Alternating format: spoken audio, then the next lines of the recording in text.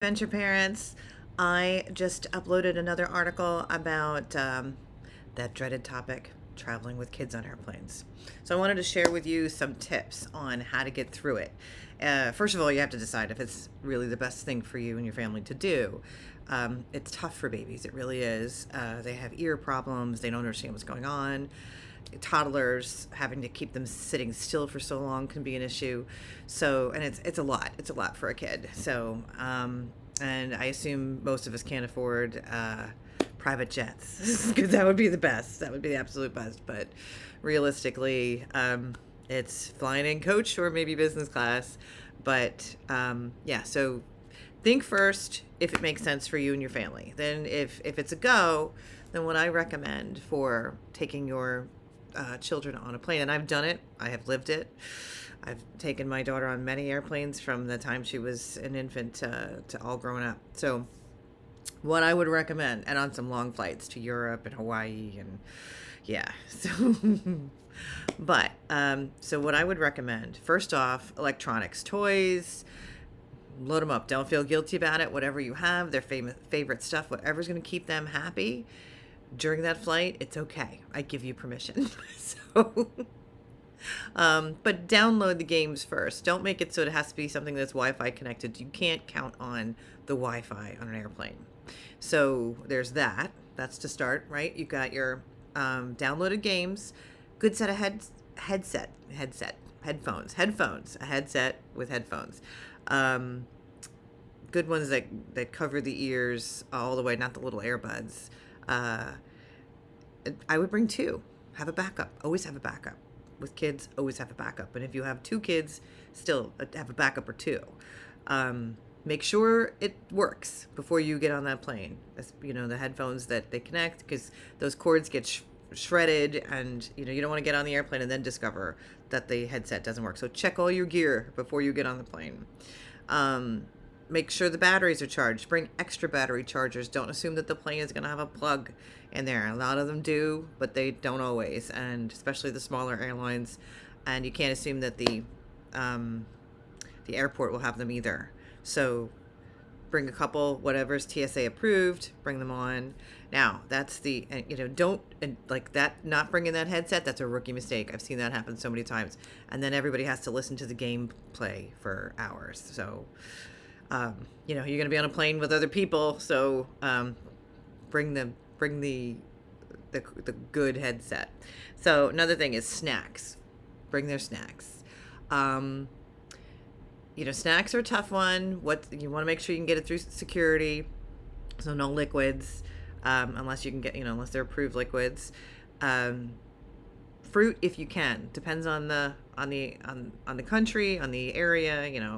Some are stricter than others. If it's an international flight, you got to go through customs with things. So what you can get by, if you can do fruit, sliced fruit, grapes, cut them in half, because if you don't cut them in half and they get on the plane, they're just going to roll. So cut them so that they they're better to swallow anyway. Yeah, I always feel better about cutting grapes. The good but messy ones: crackers, goldfish, um, Cheerios. Keep them in the little container. I would break them up into little containers so that you can hand them out to them as they go, and then just put it in bring a little garbage bag for yourself. You kind of sit down in that seat and just set up shop. You have your garbage bag. You have your napkins, your wet wipes, all that kind of stuff that you're allowed to bring on. And then the snacks. So you've got those. You've got your pretzels. You've got your Cheerios.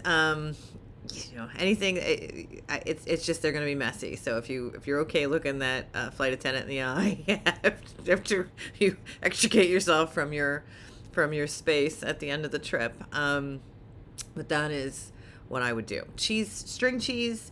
That's if it's too long of a flight, think it's not going to stay good. But I think those can last for a long time. So string cheese, by all means. And I've taken big chunks of cheddar cheese on a plane before, and pre-sliced though. Actually, I sliced it up and then just kept the chunk wrapped up, and then we just doled it out. But by the end of the flight, it gets kind of so we can play it by ear. And honestly, candy, I wouldn't go crazy with it, but I'd have it on hand. Maybe some Hershey's Kisses, some Skittles, M&Ms, those little little small things. I wouldn't bring on the big Hershey bars. Wouldn't bring big heavy cookies. Something that's just going to give them, if their blood sugar gets low. Like, this is not the time to be picky about what they're eating. Just the goal is to get through the flight happy, so that they want to get on a airplane again, that everybody around you doesn't hate you, and that you're not you haven't pulled all your hair out by the time of the flight. So give yourself a break, bring what you think will work for them and keep them satiated and happy, and we will call it a day. It's a win. So another thing to remember is those stuffed animal toys. Lots of kids, they're attached to their stuffed animals. You have to be careful, be really thoughtful about what you bring on the trip, because yes, they have to have them. But if it's that one of a kind stuffed animal that they can't live without, either keep your eyes on it, put a string on it, or bring a backup. Bring two, bring a doppelganger. Really, if you can get your hands on a duplicate, I would bring that and put it either in the suitcase or somewhere else, because if that gets lost, think about how many places you can lose something between you get out of the car, through the airport, into the airplane, off the airplane, and into where you're going, the resort. The chances are great that you could lose that tiny stuffed animal, that beloved animal. So, and there's no way to go back and get it. You can't even go back on a plane after you've walked off the plane. You can't even go back in and get it. So think long and hard. And if it must be, just make sure you keep your eyes on that thing. I would hook it to something. I would put a little tie on it, whatever's needed. The other thing that I used, and I got some stink eye for it, but I don't care, is I had the leash, the little backpack with the leash on it. I had that for my daughter when she was very little. I recommend it. I don't think you should overuse it, but Customs line, I can't tell you how great it was to be able to just sort of hold on to her so she can, wander around a little bit and I can pull her back.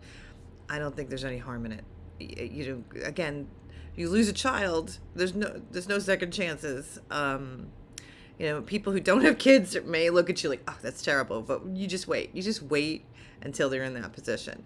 So I don't have a problem with those little harnesses. They're not really leashes. I had one actually that was for her wrist, and it was and that worked, and it was retractable like a dog leash, but it was, it worked, and it got us through the day. Like, that is the most important thing you need to remind yourself of. Whatever you do, you're not trying to be parent of the year. You're not, well, maybe you are, but you got to put that on pause. You have to get through the day and the plane, and with the least amount of torture as possible. So snacks, the leash, the harness, toys, games, coloring books, crayons.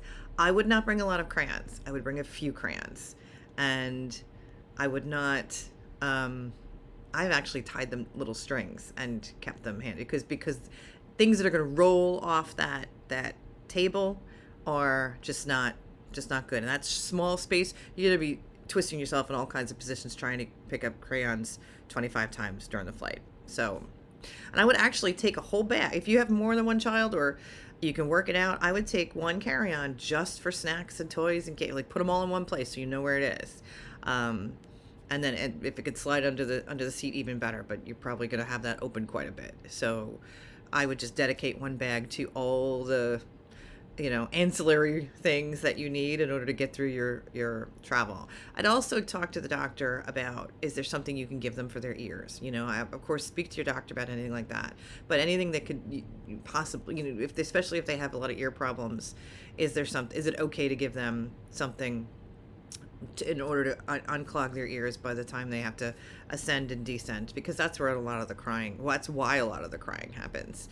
So, baby can be asleep the whole time, but then as soon as we start descending, that's when the poor thing will start crying. So, it's painful. So talk to your doctor about that. But other than that, got to be zen, have to be patient. And understand that there are people around you, and you can't just say, "Oh, it's too bad," like they have to deal with it. No, it's everybody's responsibility. So, I highly recommend these these tips and tricks, and my best wishes for you for a great flight, and good luck. Have a great time.